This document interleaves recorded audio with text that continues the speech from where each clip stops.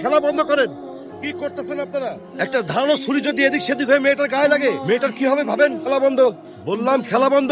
আপনাদের শোতে যা টাকা লাগে টাকা নিয়ে যান। আসেন, নেন নেন নেন। বাহ, সালাম। ওয়ালাইকুম। আপনি কি সার্কাসের লোক? জি স্যার। ও, আপনার পরিচয়?